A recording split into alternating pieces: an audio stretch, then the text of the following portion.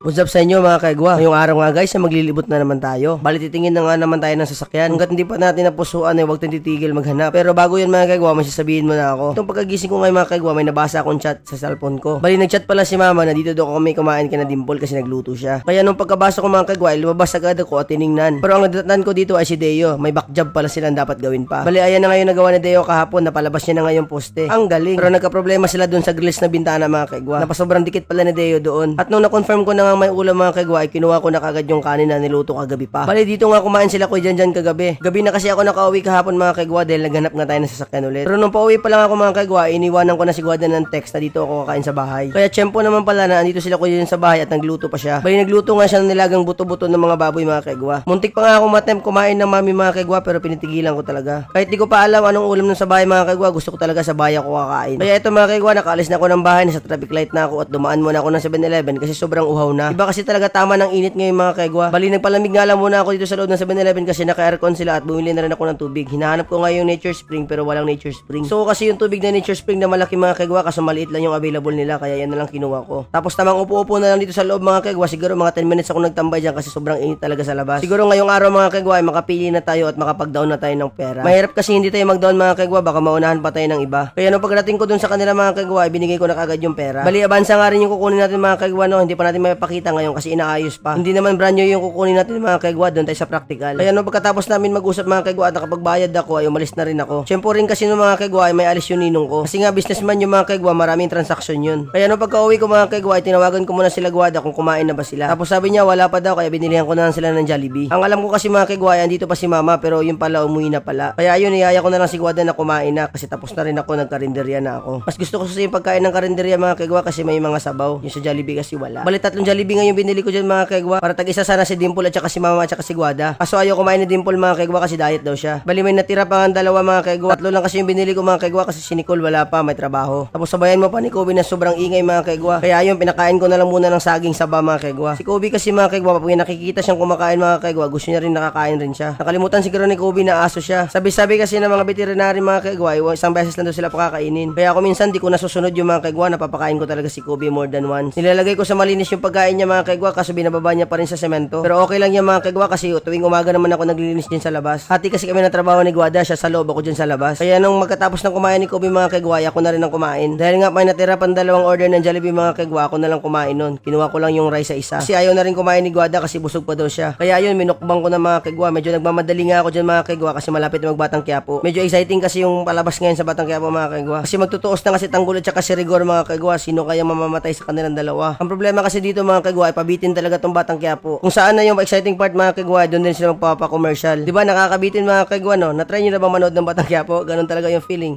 Sige mga kaigwa, bye!